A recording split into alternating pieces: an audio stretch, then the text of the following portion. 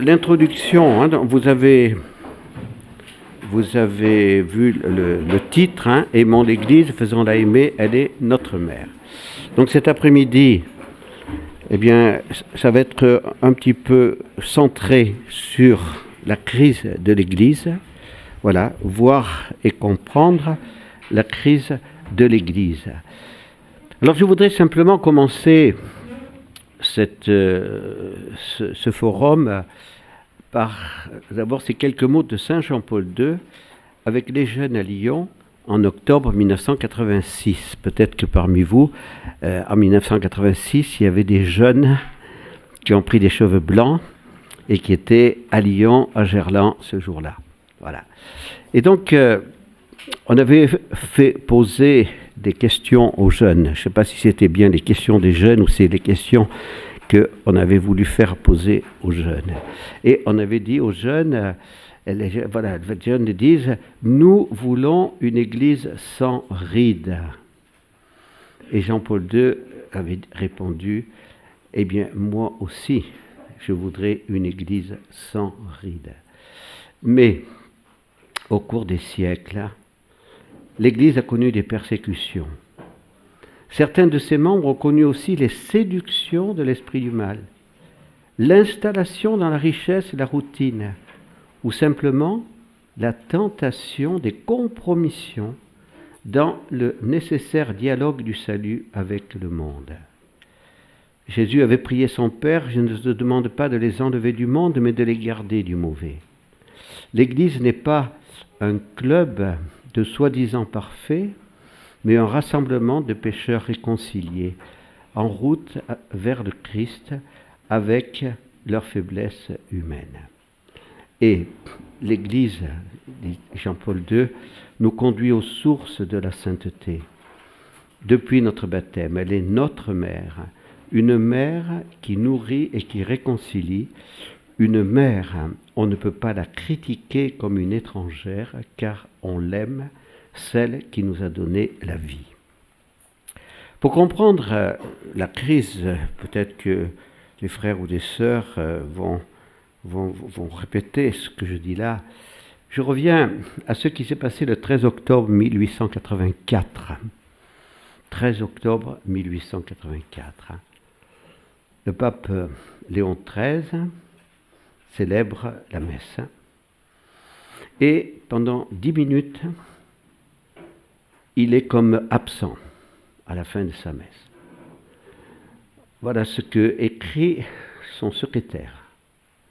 Tout à coup, on l'a vu dresser énergiquement la tête et puis fixer intensément quelque chose au-dessus du célébrant. Il avait le regard fixe, les paupières comme figées, l'air à la fois atterré et émerveillé. Son teint avait changé de couleur et les traits de son visage n'étaient plus les mêmes. Quelque chose d'étrange, de grand lui était arrivé. Finalement, comme retrouvant ses esprits d'un petit coup de main, mais énergiquement il s'est levé et on l'a vu se diriger vers son bureau. Ses proches s'empressèrent de le suivre, ils lui murmurèrent « Saint-Père, ça ne va pas? Vous avez besoin de quelque chose ?» Il répondit « Rien, rien. » Une demi-heure plus tard, il appelle le secrétaire de la congrégation chargée des rites et, lui tendant une feuille de papier, a demandé de faire imprimer et de l'envoyer à tous les évêques du monde. Que contenait ce papier?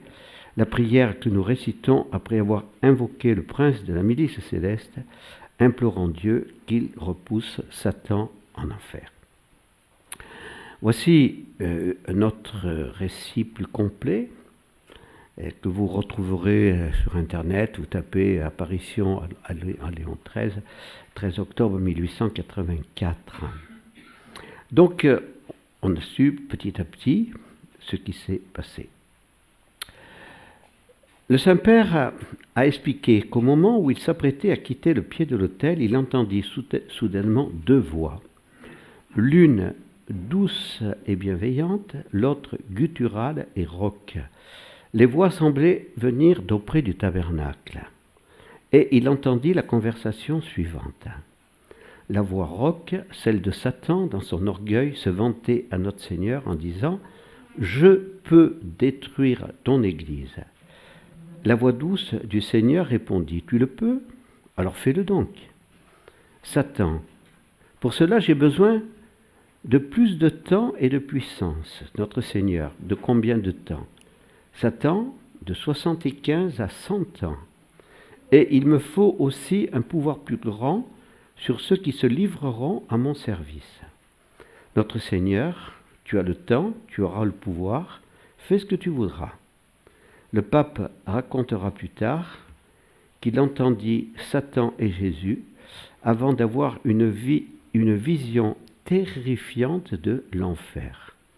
J'ai vu la terre comme enveloppée de ténèbres, et d'un abîme, j'ai vu sortir des légions de démons qui se répandaient sur le monde pour détruire les œuvres de l'Église et s'attaquer à l'Église elle-même, que je vis réduite à l'extrémité.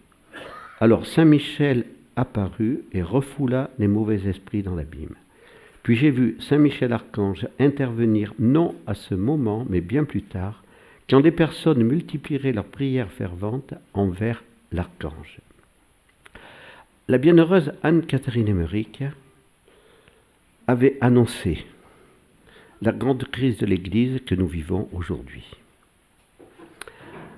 À la Salette, dans le secret dont l'intégralité n'a été révélée qu'en 1879. Donc la Salette, c'était le 19 septembre 1846. 1846.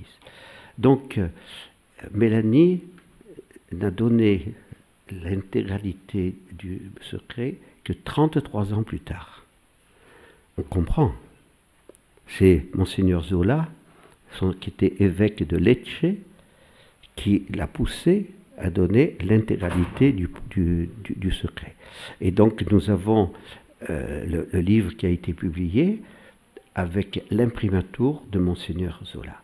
Et on comprend qu'une jeune fille a bien du mal à dire que des prêtres consacrés seront des cloaques d'impureté, que des maisons de religieux seront des lieux de perdition, que Rome perdra la foi.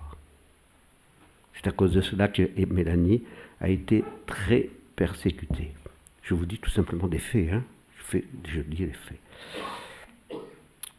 Et puis, en 2017, lorsque on célébrait le 100e anniversaire de Fatima, j'ai calculé 13 octobre 1884, 13 octobre 1917, ça fait 33 ans jour pour jour. Et qu'est-ce qui s'est passé le 13 octobre 1917 ?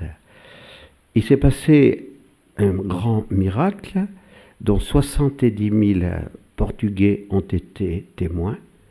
Ce grand miracle du soleil, dans un premier temps, les gens, il pleuvait. Donc on se disait, tout ça, c'est le signe que c'est faux. Les parents des voyants étaient terrorisés. Et puis d'un seul coup, le soleil s'est mis à danser. Et le cœur immaculé de Marie, Saint Joseph et Jésus se sont révélés. Enfin, les voyants les ont vus, pas les gens. Et donc c'est 13 octobre 1917, le signe du triomphe du cœur immaculé de Marie. Voilà. Donc Dieu permet cette crise que nous vivons, mais ensuite il y a le triomphe du cœur immaculé de Marie. Et donc la troisième partie du secret de Fatima serait à reprendre. Vous voyez, aujourd'hui, plus personne ne commente la troisième partie du secret de Fatima. On dit, c'est que ça ?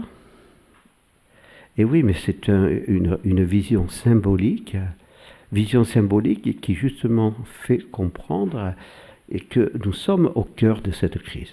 Voilà, hein, cet homme en blanc qui monte péniblement une colline et qui est atteint par une arme à feu. C'est évident que Jean-Paul II se reconnut dans cet homme en blanc.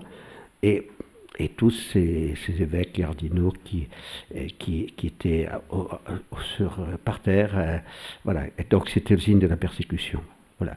Donc je pense que c'était important, en commençant cette introduction, en commençant ce forum, de parler voilà, de la plus grande crise de l'Église de tous les temps que nous sommes en train de vivre et qui n'a pas encore atteint son point culminant.